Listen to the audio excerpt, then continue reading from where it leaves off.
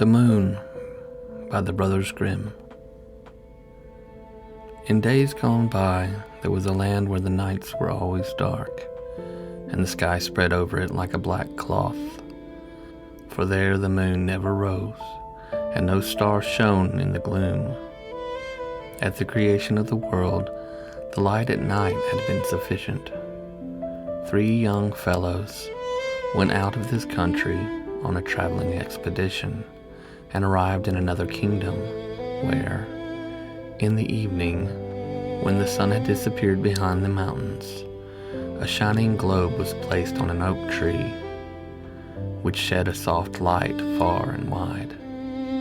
By means of this, everything could very well be seen as distinguished, even though it was not so brilliant as the sun. The traveler stopped and asked a countryman who was driving past with his cart, "What kind of light was that?"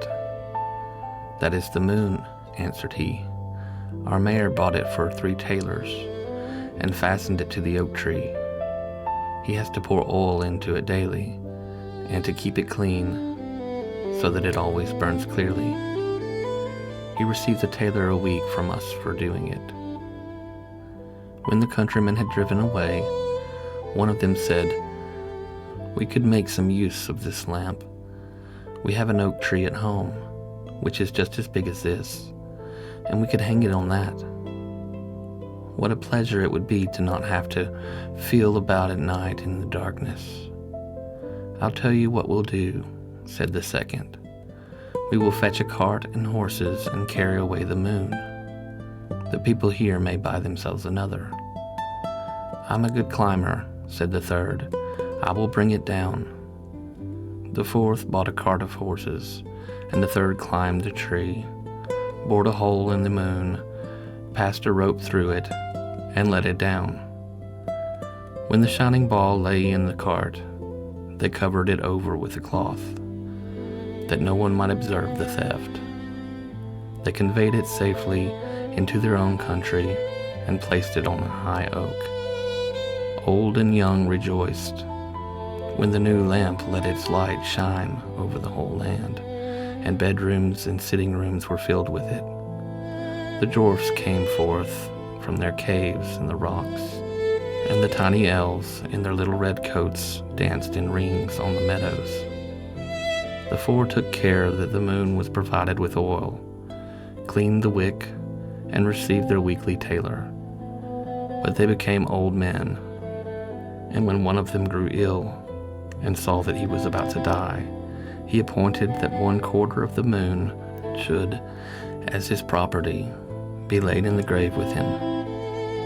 When he died, the mayor climbed up the tree and cut off 1/4 with the head shears, and this was placed in his coffin. The light of the moon decreased, but still not visibly. When the second died, the 2/4 was buried with him, and the light diminished. It grew weaker still after the death of the third, who likewise took his part away with him. And when the 4th was borne to his grave, the old state of darkness recommenced. And whenever the people went out at night without their lanterns, they knocked their heads together in collisions. When, however, the pieces of the moon had united themselves together again in the world below, where darkness had always prevailed, it came to pass that the dead became restless and awoke from their sleep. They were astonished when they were able to see again. The moonlight was quite sufficient for them, for their eyes had become so weak that they could not have borne the brilliance of the sun. They rose up and were merry, and fell into their former ways of living. Some of them went to play and dance. Others hastened to the public houses, where they asked for wine, got drunk, brawled, quarreled, and at last took up cudgels and belabored each other. The noise became greater and greater, and at last reached even to heaven. St. Peter, who guards the gate of heaven, thought the lower world had broken out in revolt and gathered together the heavenly hosts, which were employed to drive back the evil one when he and his associates stormed the abode of the blessed.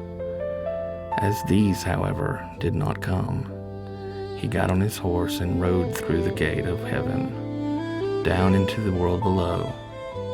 There he reduced the dead to subjection, bade them lie down in their graves again, took the moon away with him, and hung it up in heaven.